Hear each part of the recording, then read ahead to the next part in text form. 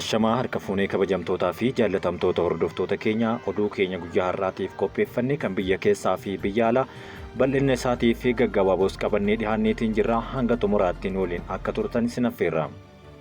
Qilleensarraa humna elektirikii sa'aatii tokkotti gigaawaatii 353 ol maddisiisuun ibsame.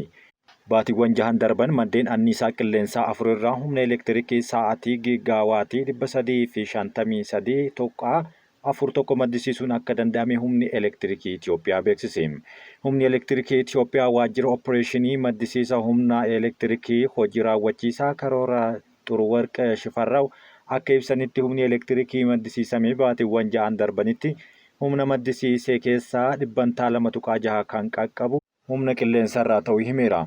Haaluma kanaan madda humna qilleensaa Adaamaa 1, Adaamaa 2, Aayishaa 2 fi Ashgoodaatti humni elektirikii maddisiisuuf himaniiru. Maddeen humna kanneenii hanqinni roobaa yoo jiraatellee dhiibbaa akka osoo hin saaxilamin karaa salphaadhaan maddisiisuun ni danda'ama jedhame. Buufanni chaarjii konkolaataa elektirikii walirraa fageenya kiiloomeetira 50 akka hundaa'u murtaa'e. Sadarkaa biyyaalessaatti buufanni chaarjii konkolaattota elektirikii garaagarummaa fageenya kiiloomeetira 50 fi 120 irratti akka hundaa'u himameera. Hojii raawwachiisaan damee to'annoo inerjii abbaa taayitaa boba'aa fi inerjii Baahiroo Oljirraa akka ibsanitti qajeelfamni to'annoo sirna chaarjessaa konkolaataa elektirikii tibbana ministeera haqaarra ga'eera. Qajeelfamni kenniinsa eeyyama taarifa tajaajila chaarjii sadarkaa dhiyeessii humnaa fi nageenyummaa kan hammate ta'uu ibsaniiru. Yeroo ammaa bakkeewwan chaarjessaa akaakuu 3 akka jiran eeranii kunneenis manatti chaarjessuu, dhaabbilee fi waajjiraaletti ammoo daldalaa fi kanneen hin oolle konkolaattota chaarjessuuf kan oolu jechuun kaasaniiru. Dabalataan ummataaf yookaan kaayyoo dabalataaf bu'uuraalee chaarjii ijaaruun kaffaltii tajaajilaa kan walitti qaban ta'uus kaasaniiru. Kanneen kaayyoo daldalaa hundeeffaman bakka chaarjessaa daandilee ariitii irratti garaagarummaa kiiloomeetira 50 irratti kallattii lammeeniin bitaa fi mirgaan akka hundeeffamanis himeera. Gama biraatiin konkolaataan gurguddaa fi awutoobisoota daandilee ijoo fi daandilee ariitii irratti garaagarummaa kiiloomeetira 120 irratti akka hundeeffaman murtaa'uu eeraniiru. Hanga ammaatti buufataalee chaarjii eeyyamni bakka hin kennamnetti ta'uu ibsanii kanaan dura qaamoleen bakka chaarjii hundeessan guyyaa qajeelfamichi ragga'e kaasee baatiiwwan ji'a keessatti eeyyama argachuu akka danda'an hubachiisaniiru. Gabaan sanada maallaqa Itoophiyaa ifatti jalqabuun himame. Gabaan sanada maallaqa Itoophiyaa kaleessa ministeera muummee Dr. Abiyyi Ahmadiin ifatti banameera. Gabaan kun damee faayinaansii biyyattii ammayyeessuu keessatti gahee ol'aanaa akka qabus asumaan ibsame. Gabaan sanada maallaqaa kun jalqabuun sirni gabaa iftoomina qabu akka jiraatu kan taasisu ta'uu himanii fooyyinsa diinagdee mandhalee jalatti kan argamu guddina investimentii durfamuumis balbala akka banu kaasan. Gabaan kun damee mootummaas ta'ee dhuunfaa keessatti hammatamu faayinaansii babal'isuun sochii qusannaa guddisuuf kan akeeke ta'uu himanii akkasumas sirna faayinaansii Itoophiyaa cimsuuf humna kaapitaalaa misooma itti fufiinsa qabu fiduuf kuufachuuf kan gargaaru ta'uu eeraniiru. Gabaan sanada maallaqa Itoophiyaa kun akkuma dhaabbilee daandii qilleensa Itoophiyaa, Itiyoo Telekoomii fi dhaabbilee gurguddoo biroo yeroo gabaabaa keessatti kubbaaniyyaa maqaa gaarii qabu akka ta'u shakkii hin qabu kan jedhan Dr. Abiyyi gabaan sanada maallaqa Itoophiyaa kaleessa ifatti hojii jalqabsiisuu isaa bilbiluudhaan ifatti jalqabsiisaniiru. Gabichi rakkoo maallaqaa furuurra darbee gatii gabaa mul'atuuf bittaa fi gurgurtaan akka raawwatamuuf carraa gaarii kan uumu ta'uu himanii dargaggoota yaada utuu qabanii sababa hanqina maallaqaatiin rakkataniif madda diinagdee cimaa akka ta'u eeraniiru. Cabiinsa diinagdee Itoophiyaa suphuuf fooyyessuu fi galii guddisuuf jiruu fi jireenya uummataa jijjiiruuf Itoophiyaa dijitaalaa ijaaruuf xiyyeeffatamee hojjetamaa jiraachuu ibsanii akkasumas dameelee qonnaa, industirii, turizimii, albuudaa fi kanneen birootti xiyyeeffatamee hojjetamaa jiraachuus ibsanin. Haala nageenyaa to'achuuf dirooniiwwan akka bobbaafaman eerame.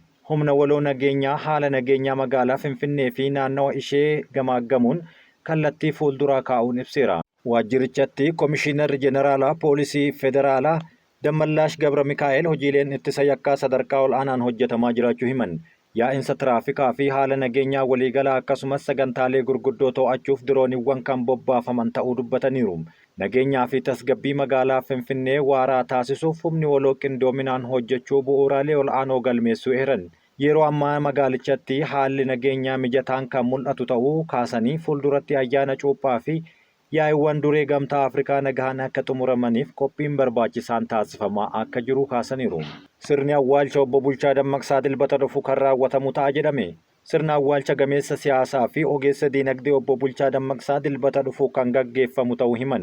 Dilbata ganama sa'aatii 3 irraa eegalee reeffi isaanii mana jireenyaa isaanii ka'uun yaadannoo injifannoo Adwaatti gaggeeffama jedhameera. Yaadannoo injifannoo Adwaatti bakka hooggantoonni ol'aanoon mootummaa, maatii fi firoottan isaanii argamanitti sirni gaggeessaa erga taasifamee booda guyyaa sa'aatii 7 irratti bakka awwaalchaa Phexros Phaawulositti sirni awwaalchaa isaanii akka gaggeeffamu EBC'n gabaaseera. Qabiyyeen bishaanii haroo Haramayaa kiiyuubikii miliyoona 12.5 qaqqabe. Umrii waggaa 17 gogee kan ture haroon Haramayaa amata kana dachaadhaan dabalaa jiraachuu pirezidaantiin ittaanaan qorannoo fi hirmaannaa hawaasa yuunivarsiitii Haramayaa Dr. Yisaaq Yusuf dubbataniiru. Dr. Yisaaq ibsa kamisa darbee kennaniin waggaa 17 gogee kan ture haroon Haramayaa qorannoo fi kunuunsa taasifamaa fi tureen bu'uureffachuun waggaa waggaadhaan dabalaa jiraachuu eeraniiru.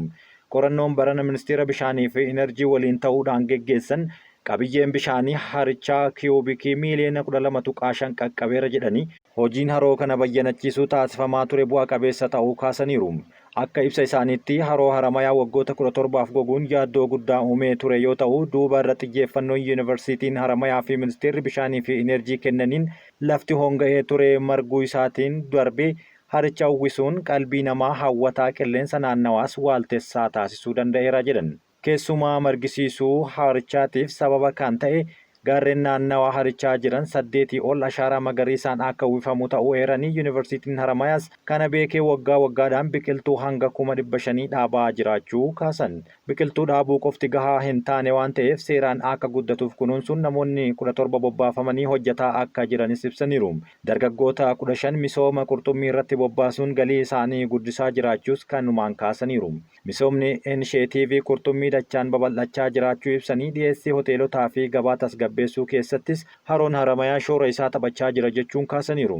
Itti fayyadama bishaanii walqabatee kanaan dura miidhaan qaqqabaa turuu himanii ammaan tana garuu jallisii walqabatee akka ogummaadhaan deeggaramaniif hordoffiin deeggarsaa taasisaa jiraachuu kaasan. Haroon Haramayaa yeroo ammaa kana soora qalbii namaa fi uumama naannawaa ta'aa kan jiru yommuu ta'u, itti fayyadamaan walqabatee miidhaan kanaan dura qaqqabe akka hin deebineef hordoffii fi deeggarsi walirraa hin cinne taasifamaa jiraachuu Dr. Yisaaq yaadachiisaniiru.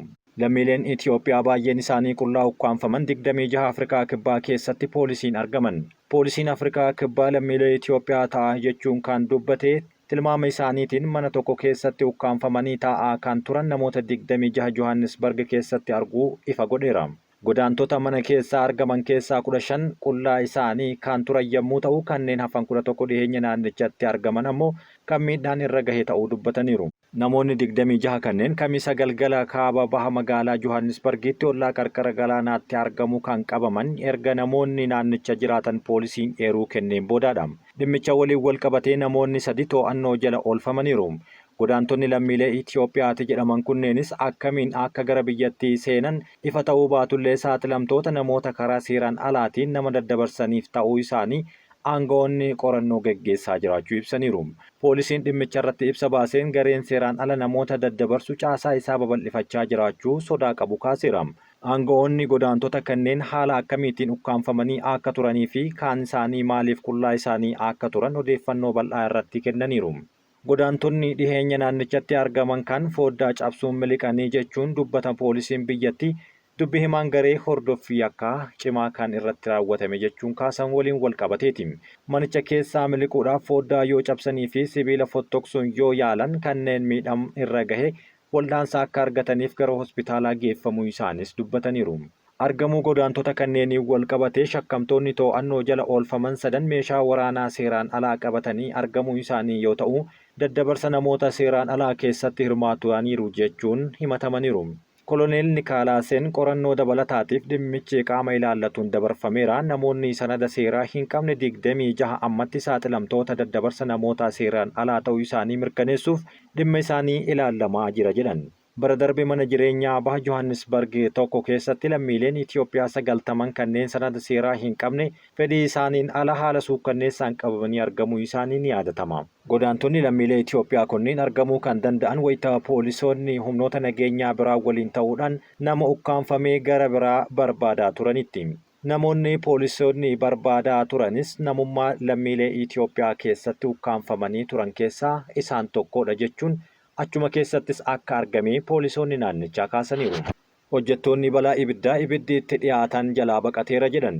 Ibidda bosona Ameerikaa iddoowwan garaagaraa 5 keessatti guyyootaaf boba'uun naannicha barbadeessaa jiru ammas akkuma itti fufetti jira. Viidiyoon bahee ibiddi bosona naannoo gaarreen Saantaa Moonikaa kan Kaalifoorniyaa keessa jiru keessaa yeroo boba'uu fi hojjettoonni balaa ibiddaa konkolaattota kaan ibidda saffisaan qarqara galaanaa irraa babal'ataa jiru jalaa yeroo baqatan argisiiseera. Konkolaattonni 10 ol ta'an motora ibiddaa muraasa dabalatee labooba ibiddaa kanarraa baqatanii osoo deemaa jiranii mul'ataniiru. Namoonni ibidda dhaamsan muraasni konkolaattota cinatti miilaan akka sana yeroo baqatan kan mul'atu yommuu ta'u, helikoophtaroonni ammoo ibidda saffisaan babal'achaa jiru kana bishaan itti facaasaa turaniiru. Haa ta'u malee ibidda guyyoota dura ka'e kana hanga ammaatti dhaabsuun hin danda'amne. Ajajaan waraana Libaanos pirezidaantii biyyattii ta'uun filataman. Paarlaamaan Libaanos ajajaa waraanaa pirezidaantii biyyattii godhee filachuun teessoo aangoo waggaa 2 oliif qullaa ture raawwii itti tolcheera. Kaadhimamaan Joosef Aawon paartilee siyaasaa danuu fi biyyoota alaa kan akka Ameerikaa, Firaans akkasumas Saawud Arabiyaan deeggaramaa ture. Garee mormituu milishaa Hizboollaan deeggaramu roobii darbee gadhiisuun koomaandarichaaf deeggarsa agarsiiseera. Pirezidaantummaan kan aangoo kabajaa yommuu ta'u, sirna gadiinsa aangoo keessatti garee warra kiristaanaafis ni kennama jedhan. Filannoon kun kan adeemsifame mootummaa Libaanos waraana Israa'elii fi Hizboollaa gidduu adeemu irratti waliigaltee dhukaasa dhaabuu raawwachuuf waliigaluun boodaadha. Waliigaltee kanaan booda waraanni Libaanos daangaa kibba biyyattii yeroo Israa'el loltoota ishee baastu loltuu isaa kan bakka buusu ta'a. Kana malees Hizboollaan ammajjii 26 dhufurraa qabee sochii lolaa dhaabuu isaa mirkaneessuu qaba jedhama. Aawon nama ganna 60 yommuu ta'u loltuu fi bara 2017 irraa qabee ammoo waraana biyyattii keessatti hoogganaa tureera. Yeroo kana keessatti dhaabbaticha rakkoolee hamaa Libaanos dhiibaa keessa galchaa ture keessatti hoogganuu danda'eera jedhamee jajameera. Yeroon hamaan sunis waraana Hizboollaa Israa'el baatii 13 ture miidhaa diinagdee hamaa bara ammayya kanatti kan galmaa'e akkasumas dho'iinsa Beeruut bara 2020tti namoota 200 ol galaafate kan dabalatudha. Filannoo paarlaamaa bara 2022 booda mootummaan Libaanos sirnaan hojjechaa hin turre. Bakka ministeera muummee akka hojjetuuf amaanaadhaan kan itti kennamee ture Najiib Nikaatii kaabinee haaraa hundeessuuf deeggarsa gahaa osoo hin argatin hafeera. Isaan dura yeroon aangoo Mikaa'el Aawon onkololeessa keessa raawwates bulchiinsa isaa aangoo laaffataa keessa qabaataa tureera. Sababa kanaaf miseensonni paarlaamaa yeroo 12f pirezidaantii haaraa osoo hin filatin hafaniiru. Filannoon inni dhumaa geggeeffame bara 2023 baatii waxabajjii yommuu ta'u, marsaa duraan kaadhimamaan tokkoyyuu mo'achuuf sagalee gahaa osoo hin argatin hafe. Marsaa lammaffaa Hizboollaa fi deeggaraan isaa Amaal Koraa dhiisanii keessaa bahuudhaaf filataniiru. Libaanositti kaadhimamaan pirezidaantii teessoo paarlaamaa 128 keessaa sagalee 1/86 yoo argate marsaa jalqabaan ni filatama. Marsaa lammataan sagalee caalmaan salphatti mo'atama. Haa ta'u malee afyaa'iin paarlamichaa Naahib Baarii Aawon koomaandara aangoorra jiru waan ta'eef sagalee caalmaa 2/3 isaa barbaachiseera jedhan. Gaafa kamisaa marsaa jalqabaan miseensonni paarlaamaa 71 Aawon filatan kunis sagalee isa barbaachisu keessaa 15 isa hanqata jechuunis kaafameera. Miseensota paarlaamaa 37 biroon Hizboollaa fi Amaal irraa ta'uun shaakkaman waraqaa sagalee qullaa kennan. Sagaleen 20 biraa ammoo fudhatama kan hin qabnedha jedhameera. Hoogganaan Amaal Beerriin walgahii hamma waaree boodaatti akka harkifatu gochuun miseensota paarlaamaa sagalee kennu marsaa lammataa eeggataa turan gidduutti dheekkamsa kaasee ture. Dhumarratti Aawon marsaa lammataan sagalee 99 argachuun booda pirezidaantii ta'uun filameera. Kanas sagalee caalmaan 2/3 salphaatti mo'ataniiru. Yeroo bu'aan sagalee afyaa'ii labsamus televezyiinii biyyattii dabalatee miidiyaaleen biyyattii hedduun gammachuu guutuu biyyattiitti agarsiisaa turaniiru. Kabajamtootaa fi jaalatamtoota hordoftoota keenyaa oduun ammaaf isiniif dhiyeessine kan hanga ammaatti dhaggeeffattanidha. Waan nu dhaggeeffattaniif galatooma.